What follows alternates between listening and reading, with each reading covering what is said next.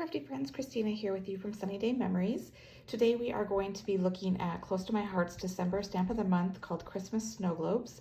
And so let me just show you that stamp set real quick. So you can see here, this one shows in a blue highlighting here. These ones have coordinating dies. So you can get this set with the dies as I've done here, or you can just get the stamps alone. And so when I first saw this set, as I'm sure many people have thought, since it is snow globes, that they'd be fun for shaker cards, but I thought we would start out with a faux shaker card here first. And so what I've done is, you'll see here, I've created some depth here so that it looks like it's going to be a shaker card, but then I've just added some of our gloss spray to create some snow inside there. And so it just makes for a little bit of a different look for it, and it's quite easy to achieve. So let's go ahead and get started. So as I said, we are using this December stamp of the month.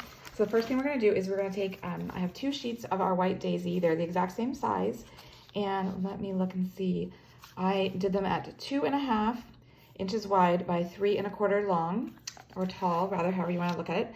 And so let's go ahead, and the first thing we're going to do is we're going to take the die, the coordinating die here, and we are going to cut out the image from the first one here, like this. And I'm just going to take my masking tape here to hold it down in place and put it through my die cutting machine, and then we will continue on. Okay, so now I've just run it through, and I'm taking off my masking tape there. So now we have 2 pieces here. We have the positive and the negative, and we're going to use both of them for this faux shaker illusion that we're going for. So the first thing we're going to do is we're going to go ahead and stamp the image now. So let me go ahead and grab my stamp, and I'm going to just use this foam that comes with the stamp sets. All of our stamp sets have this foam. It kind of works nicely for creating a cushioning when you are stamping, just to get a nice crisper image. And you can also, if you have this Versamat like I do here, this black gridded one, if you flip it over, it's got some nice foam on the back. You can also use that if you want to have that cushioning. But the nice thing is that all of our stamps do include this little cushion. So it's not only just for packaging, it also has a nice function as well. So I'm going to go ahead and I'm stamping this in our charcoal ink, so that way it's not as stark as having it be a black ink, but it'll be a nice neutral for us to color in. And so I'm just letting that ink really go into my paper, and then I'm going to go ahead and wipe off my stamp real quick. And then we're going to go ahead, and I am using our new colored pencils. I'm using 2 of the different packs. I am using the Bright and Vivid and the Natural Landscape. And I'm just going to go ahead and color in my snow globe here, because I wanted it to be a softer look than markers, but you could do markers, you could watercolor. If you're going to do markers or watercolor, I would recommend that you use like our intense black, something so that you didn't have the bleeding effect when you are coloring in. But like I said, since I wanted to go kind of for a softer look, I felt like doing the colored pencils was really nice. And the colored pencils, another nice thing about these colored pencils is that they blend really well. So like I'm starting out with, this one is called Fiery Red. And then I'm going to actually go over that color with the Deep Ruby to create kind of a custom red look for my image here. And let me just go ahead and finish this side out, and I'll show you what I mean. These work so nice. They're by Spectrum Noir. So they're just like the markers, where they have a really nice blending effect, and so they don't look as grainy, and you can mix the colors to kind of come up with some custom colors. So hopefully you can kind of see how it has kind of a different look there at the top versus the one where I've just done the one color. And so I'm going to go ahead and continue coloring here, and then I'll be right back. Okay, so the final step that I've done with my coloring is I took our, let's see, it's the Flint Gray, and I colored in really deep here to create that lid. Let me bring a little bit closer. So you can see that the lid here portion is a little bit darker, and then I lightly went around the entire inside of the snow globe there, just to kind of give it a little bit more dimension. And it's also going to be really great for resisting the gloss spray that we're going to do to create that snowfall look that I've done here in my sample. So what I'm going to be using is I'm going to be using our white gloss spray, and you'll want to shake it up, and you'll hear that there's like a lot of ball in there, and that's going to help kind of move that paint around and mix it really good.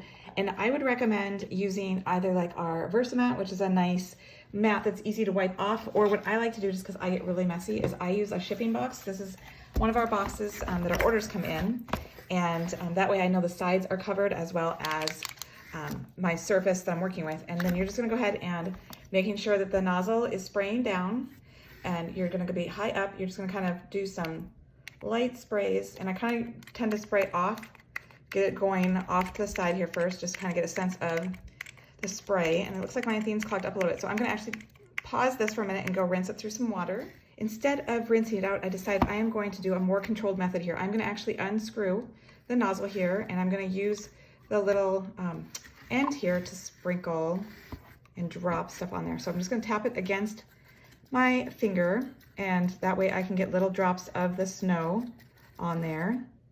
And I'll just dip it back into the container to get it more on there. Again, tapping it on my finger, and you can see that it's getting nice little snow flakes here onto my snow globe. And so this is actually, like I said, a little bit more controlled way to do it versus spraying. On my sample, I did do spraying, but I am actually liking the effect. I've done this many times too, and I didn't think to do this with my sample, but I'm glad that it did kind of get clogged up so that I could show this to you.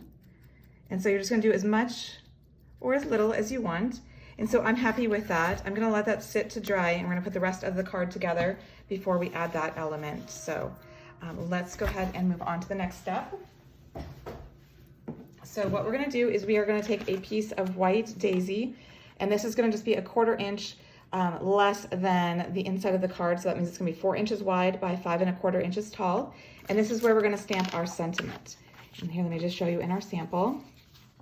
I've done the sentiment here, thinking of you during this Christmas season, and we're gonna go ahead and stamp that in our pine ink. Let me grab our pine ink here. And again, I am putting it on the foam that comes with the stamp set, just to kind of get a nice crisper image. So I'm gonna go ahead and ink that up, and then I'm gonna stamp it about center on my card. And there we've got that. And then we are going to take 2 strips. I've got, this is from our Evergreen collection. I kind of want to do a tone-on-tone effect. And so these strips are, let's see, what are these? I think they're 3/4 inch wide. So 3/4 inch wide by 4 inches. So you've got 2 of them. And we're just going to simply glue those to the top and bottom of that strip, of that piece that we've stamped on. Because these are what are going to peek through on our card design to create that kind of tone-on-tone look, because we're going to be using the pine cardstock. And so it just makes for a nice finished touch to our card. It looks nice when you open the card, but it also looks nice when the card is closed. Okay, so now we can set this to the side, and we're gonna start putting the base of our card together.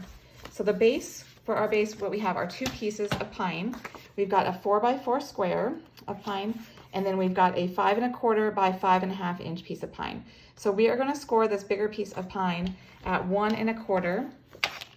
I'm sorry, not 1 1/4, at 1 inch. I apologize. Because since this is 5 1/4 and we want it to be 4 inches, 4 1/4, we are going to score it at 1. So I'm doing that on the right-hand side of my cutter, my trimmer here, and I'm using my bone folder, going at that 1 inch. So that will create a standard size card, the 5 1/4 by 4, sorry, I'm getting my numbers wrong. Sorry, 5 1/2 by 4 1/4. So again, that's the standard size card, the 4 1/4 by 5 1/2. So we've got that. And then we've got our 4 inch piece here. So what we're going to do is we are going to go ahead and open this up with our scored section to the top. I like to work with it horizontally. It's a little bit easier to see and to work with. And then we want this 4 inch piece, this 4x4 square, to be centered to the, you can do it perfectly or you can just kind of eyeball it. I'm just gonna eyeball it. So you're gonna have the edges be flush. So there will be a little gap between where that score line is, and you're gonna have that flap come down. So we're gonna use some strong adhesive to glue that down, and we're gonna put a piece right here along the top, and then right here along the top of this flap as well, so that way it holds down. Okay, so now I have my adhesive, just like I was saying. You want one at the very edge of that 4x4 square, and then one right above it on the edge of where that score piece is. That way it's gonna capture that flap in 2 spots. It's gonna capture it here, and then it's gonna capture it later on here. So it's a little bit stronger of a hold. So I'm just gonna remove this backing on both of these parts. And then while I'm holding this down in place, I'm just gonna go ahead and bring that flap down, and then now it is glued into place. So now we have our card base. So then we're gonna go ahead and we're gonna pull back in the piece that we stamped and added so that we can go ahead and glue that to the center of the inside of the card.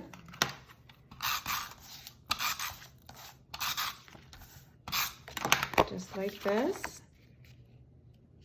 See, so we have that nice, like I was talking, that fun tone-on-tone. We have the, it's already kind of tone-on-tone with the pattern, but then you still have that pine, that light pine behind it. And when you close it, it just has that nice look to it.